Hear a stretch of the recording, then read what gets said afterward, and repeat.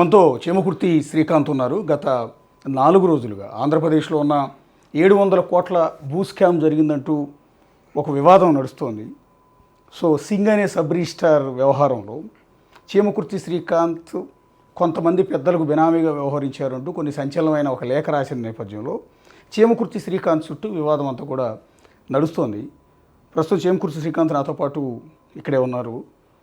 శ్రీకాంత్ గారు, బేసిక్గా మీరు నమస్తే అన్న, చెప్పండి. మీరు పారిపోయారు వేరే దేశానికి, మొత్తం సంపాదించిన డబ్బు అంతా కూడా మూట కట్టుకుని వెళ్ళిపోయారు అని కొంత ప్రచారం జరిగింది. మేము కూడా బ్రేకింగ్ చేసాం.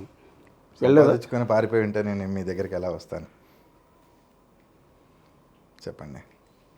అసలు బేసిక్గా ఏంటి ఇంతకుముందు అందరిలాగా తప్పులు చేసేసి పారిపోయేసి యుఎస్లోను సజ్జల రామరెడ్డి గారి కొడుకులాగాను ఇంకెవరిలాగాను పారిపోయో లేకపోతే నేను ఎక్కడికి వెళ్ళి నేను ఇక్కడే ఉన్నాను, మీ దగ్గరికే వచ్చాను. బేసిక్గా అసలు ఇంతకుముందు వరకు చేమకుర్తి శ్రీకాంత్ అంటే ఎవరికీ తెలియదు, మీడియా వాళ్ళకే కాదు, మీడియాలో లేకపోతే బెజవాడలో ఉన్న అతి కొద్ది మందికి మాత్రమే చేమకుర్తి శ్రీకాంత్ తెలుసు. అట్లా బయట కానీ ఒక 4 రోజులుగా కొన్ని వందల కోట్ల స్కామ్లో, అక్రమ రిజిస్ట్రేషన్ల వివాదంలో మీ పేరు ప్రధానంగా వినిపిస్తుంది. ఎందుకు? ఏమంటే నేను మొన్న కూడా మీకు చెప్పాను, నా మీద 600 కోట్లు 700 కోట్లు ఉన్నాయని చెప్తున్నారు. 600 కోట్లు 700 కోట్లు నిజంగా ఆస్తులు ఉంటే నేను గవర్నమెంట్కి రాసేయడానికి నేను సిద్ధంగానే ఉన్నాను. నా పేరు మీద ఎలాంటి ఇల్లీగల్గా నేను సంపాదించుకున్న ఆస్తులు కానీ ఈరోజు వరకు నా మీద ఏదైనా కేసు కానీ ఏదైనా ఎవరైనా వచ్చి నా ఆస్తి కొట్టేసడం మీ దగ్గర, మీ మీడియా దగ్గరికి ఎవరైనా వచ్చారా? సింగ్ అనే లెటర్ని బేస్ చేసుకొని మీరు అందరూ మాట్లాడుతాను. సింగే తప్పు చేసి జైల్లో ఉన్నాడు. సింగ్ అనేవాడే ఒక ముద్దాయి. ప్రతిదీ సింగు నాకు స్నేహితుడే, సింగు నాకు తండ్రి లాంటి వాడే. నేను చెప్తున్నాను, సింగుని ఏసీబీ రైడ్ నేనే చేపించానని అనుకుంటున్నాడు. కానీ నేను ఇప్పుడు కూడా చెప్తున్నాను, ఏసీబీ రైడ్ నేను సింగుని నేను చేపించలేదు. ఆ ఉద్దేశం మీద ఆయన అలా చెప్పుంటాడేమో అని నేను అనుకుంటున్నాను. మేబీ ఇంకా ఆయన ఎందుకు చెప్పాడన్నది ఆయన వ్యక్తిగతానికి, ఆయన జైల్లో ఉన్నప్పుడు లెటర్లు బయటకు వస్తున్నాయి, ఆయన నిజంగా రాశాడా లేకపోతే లేదా అన్నది కూడా నాకు తెలియదు. ఆ లెటర్ చదివారా మీరు? నేను చదవాలనుకోలేదు. నేను ప్రధానంగా మీ నుంచి ప్రాణహాని ఉంది అనేది సింగ్ చేసిన ఆరోపణ. రెండవది, మీరు ఆయన్ని గోవాకి తీసుకెళ్ళి కిడ్నాప్ చేసి కొట్టి ₹1 కోటి ఆ ఫ్యామిలీ నుంచి వసూలు చేశారనేది ఒకటి. మీరు నమ్ముతున్నారు. రెండవది, మీరు జగన్ గారి సతీమణి భారతీరెడ్డి గారికి బినామీ అని రాశాడు అతను. ముందు అసలు మీకు నిజంగా పరిచయం? సార్, ఫస్ట్ మనం మాట్లాడుకుందామండి. సింగ్ని నేను గోవా తీసుకెళ్ళి కిడ్నాప్ చేసేసి ₹1 కోటి తీసేసుకొని అని చెప్పి అంటున్నారు కదా. 1 year బ్యాక్ అంటున్నారు. ఇది వాళ్ళ కుటుంబ సభ్యుల దగ్గర నుంచి డబ్బులు తీసుకుని అంటున్నారు. 1 year బ్యాక్ నేను కిడ్నాప్ చేసేసినప్పుడు అప్పుడే వదిలేశానని అంటున్నారు. ₹1 కోటి తీసుకున్నప్పుడు అప్పుడు ఎందుకు వాళ్ళ కుటుంబ సభ్యులు కంప్లైంట్ పెట్టలేదు? ఈరోజు ఎందుకు మాట్లాడుతున్నారు? ఇది మీకు అనిపించట్లేదా? మీరే ఉన్నారండి, ఒకళ్ళు కిడ్నాప్ చేస్తారు, కిడ్నాప్ చేసి డబ్బులు వసూలు చేస్తారు. డబ్బులు వసూలు చేశాక మీరు బయటికి వెళ్ళాక మీరేం చేస్తారు చెప్పండి? ఇమీడియట్లీ కంప్లైంట్ పెడతారా లేకపోతే 1 year తర్వాత వచ్చి కంప్లైంట్ పెడతారా? మీరు చెప్పండి. అంటే ఇప్పుడు అరెస్ట్ అయ్యాడు కదా, అరెస్ట్ అయ్యాడు. అరెస్ట్ అయ్యే ముందు ఇవన్నీ లీక్ చేసాడు. ముందు ఇవన్నీ లీక్ చేశాడు. అంటే నేను ఒక్కడే ఎందుకు మునగాలి, నాతో పాటు నా సర్కిల్లో ఉన్న వాళ్ళందరినీ కూడా ముంచాలి అని. అంతేనా? అంతే. ఈ కేసును బయటకు తప్పుదోవ పట్టించడం కోసమో లేకపోతే ఆయన మీద ఉన్న కేసును బయటకు పంపించడం కోసమో మాట్లాడుంటాడని నేను అనుకుంటున్నాను. అది బేసిక్గా శ్రీకాంత్ గారు మీరు ఏం చేస్తుంటారు? నేను కాంట్రాక్ట్లు చేస్తాను, రియల్ ఎస్టేట్ చేస్తానండి. ఎయిర్టెల్ డిస్ట్రిబ్యూషన్ దాదాపు జిల్లాలో నేను 12 సంవత్సరాలు 6 years చేశాను. మా ఫాదర్ Class 1 కాంట్రాక్టర్లో. 1 year బ్యాక్ మా నాన్నగారు చనిపోయారు. మీకు ఈ కాంట్రాక్ట్స్ అన్ని ఎట్లా? ఎక్కడో విజయవాడలో ఇబ్రహీంపట్నంలోనూ గాంధీనగర్లో పనిచేసుకునే సబ్ రిజిస్ట్రారు సింగు, లేకపోతే జిల్లా రిజిస్ట్రారు రామారావు, ఇంకో రిజిస్ట్రార్లతో మీకు సంబంధాలు ఎట్లా? అంటే రియల్ ఎస్టేట్ వ్యాపారంలో నాకు సంబంధాలు ఉన్నాయి. నేను అందరూ సబ్ రిజిస్ట్రార్లతో దాదాపు నాకు స్టేట్లో 40 నుంచి 50 మంది సబ్ రిజిస్ట్రార్ల పరిచయం అండి.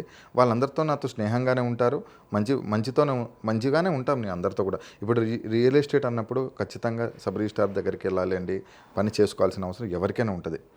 మామూలుగా ఫ్రెండ్షిప్ చేస్తేనో ఇంకోటి చేస్తానో మామూలుగా ఏ సబ్ రిజిస్ట్రార్ అయినా లీగల్ ప్రాపర్టీకి కూడా డబ్బులు తీసుకోకుండా ఎవడు చేయడండి. ఇది నిజమా కాదా మీరు చెప్పండి? మీడియా ముఖంగా నేను మిమ్మల్ని అడుగుతాను, నిజమే కదా?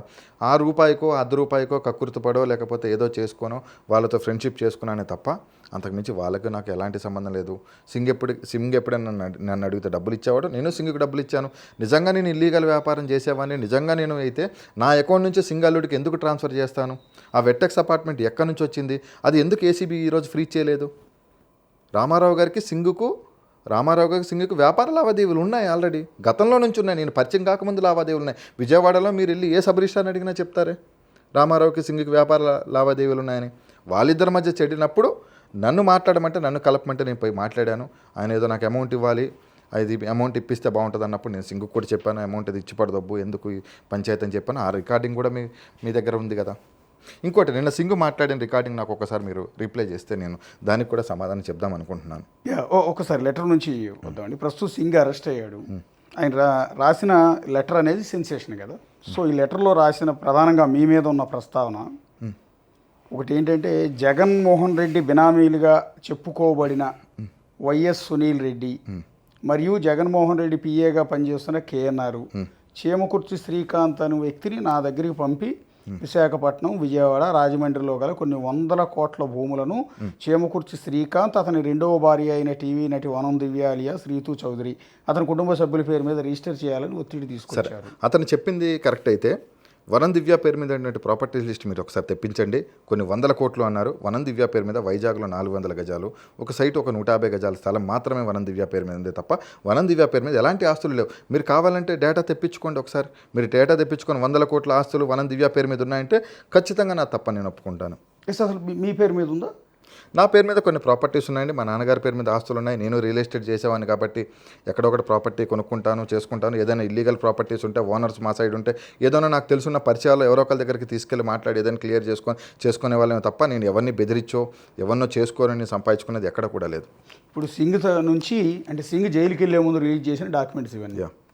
అవును. సో ఇవి మొన్న మీరు లైవ్లోకి వచ్చినప్పుడు కూడా కొన్ని డాక్యుమెంట్ల గురించి అడిగారు. కొన్ని డాక్యుమెంట్ ఇవన్నీ కూడా కొన్ని ఏమో రిజిస్ట్రేషన్కి సంబంధించిన డాక్యుమెంట్స్, మిగిలిన ఈసీలు తీసినట్టున్నాడు. రాజమండ్రి కానీ, విశాఖపట్నం కానీ, విజయవాడ కానీ, మచిలీపట్నం కానీ, గుడివాడ కానీ, ఎక్కడెక్కడో ఉన్న ప్రాపర్టీస్ అన్ని లిస్ట్ కొన్ని కోట్ల రూపాయల ప్రాపర్టీ అయితే ఉంది. ఏమంటే ఇంకొక విషయం నేను మీకు చెప్పాల్సింది ఏంటంటే, ఏపీలో అప్పుడు ఎనీవేర్ అనేది జరుగుతుంది. సింగ్ ఒక్కడే చేస్తే రిజిస్ట్రేషన్ అనేది అవ్వదు. సింగ్ రిజిస్ట్రేషన్ చేసినా కానీ ఆ ప్రాపర్టీ డీటెయిల్స్ ఇబ్రహీంపట్నం ఏరియాలో సింగ్ చేస్తున్నాడు కాబట్టి ఇబ్రహీంపట్నం ఏరియాలో నాకు ఒక్క ప్రాపర్టీ మీరు నిరూపించినా మీరు దేనికంటే నేను దానికి సిద్ధంగా ఉన్నాను. గుణదల ఏరియాలో చేశాడు, గుణదలలో నాకు 2 ప్రాపర్టీస్ ఉన్నాయి. గాంధీనగర్ ఏరియాలో చేశాడు, గాంధీనగర్లో నాకు ఎలాంటి ప్రాపర్టీస్ లేవు. విశాఖపట్నంలో ఉన్నమాట వాస్తవమే, రాజమండ్రిలో నాకు ఉన్న వాస్తవమే తప్ప నాకేం 100 కోట్లు 1000 కోట్ల ఆస్తులు నాకేం లేదు. రియల్ ఎస్టేట్ చేసేవాడిని, కొనుక్కునేవాడిని, అమ్మేవాడిని. కావాలంటే మీరు చూడండి, కొనేవాళ్ళు అమ్ముకునేవాళ్ళం తప్ప. వైఎస్ఆర్ కాంగ్రెస్ పార్టీ నేతలతో సంబంధాలు ఉన్నాయి మీకు? వైఎస్ఆర్ నేతలతో నాకు సంబంధాలు అయితే లేవు. కానీ వైఎస్ఆర్సీపీలో ఉన్నటువంటి ఎవరైతే నాయకులు ఉన్న ఓఎస్డీలు, పిఏలతో నాకు సత్సంబంధాలు ఉన్నమాట వాస్తవమే. ఆ రోజు నాకు అప్పుడు గవర్నమెంట్లో ఉన్నట్టు ధనుంజయ రెడ్డి కానీ, కేఎన్ఆర్ కానీ, సజ్జల రామకృష్ణారెడ్డి ఓఎస్డీ గారు అటువంటి దశరథరామరెడ్డి కానీ, అప్పుడున్న డీజీ రాజేంద్రనాథ్ రెడ్డి గారి గురించి డైరెక్ట్గా సింగానే ఇచ్చారు. వీళ్ళందరితో నాకు సబ్ రిజిస్ట్రార్లతో మంచి సంబంధాలే ఉన్నాయి. నేను లేవు అని నేను ఈరోజు నేను అబద్ధం చెప్పేసి నేను ఇక్కడ నుంచి అనే ఉద్దేశంతో నేను లేను. అంటే ఇందాక మీరు ఇంటర్వ్యూ స్టార్ట్ చేసేటప్పుడు ఒక మాట అన్నారు, సజ్జల రామకృష్ణారెడ్డి కొడుకు మాదిరిగా నేను ఎక్కడికి పారిపోలేదే. అంటే సజ్జల భార్గవ రెడ్డి గురించి మీరు అనేది? భార్గవ్ గురించి పారిపోయాడు ఆయన? ఎక్కడ పారిపోయాడు కదా, ఆల్రెడీ నేను టీవీలో చూస్తున్నాను, బయట చూస్తున్నాను, మీరు చాలా చోట్ల చూస్తున్నాను కదా. సింగు మీరు మధ్య మాట్లాడుకున్న ఫోన్ కాల్స్ని సింగ్ రికార్డ్ చేసి బయటకు వదిలాడు. అందులో ఒక ఆడియోలో మీ ఇద్దరు కూడా చాలా అభిమానంగా మాట్లాడుకుంటున్నారు. సరే, దట్స్ ఎనఫ్. మీకు ఆయనకు మధ్య ఏ రిలేషన్ ఉందనేది ఇక్కడ సార్. మీరు కేఎన్ఆర్ దగ్గరికి మీరు ఒక వ్యక్తిని తీసుకెళ్లారు. అవును, రామారావుని తీసుకెళ్ళాను. ఓకే, ఏం జరిగింది ఆ రోజు? అసలు సంభాషణ ఏంటి? మీరు చాలా విషయాలు చెప్పారు ఆ రోజు. ఏంటంటే కేఎన్ఆర్కి 50 లక్షలు. ఒక్క నిమిషం.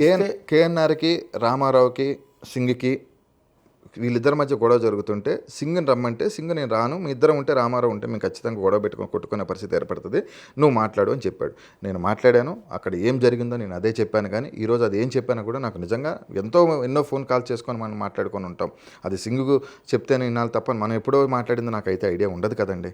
మేబీ నాకైతే కలిసిన మాట వాస్తవం, నేను ఒప్పుకుంటున్నాను, నేను కలవలేదు, మాట్లాడలేదని అయితే నేను చెప్పలేదు కదా మీకు కూడా. ఇప్పుడు జగన్మోహన్ రెడ్డి గారికి పిఏ అతను. అవునండి.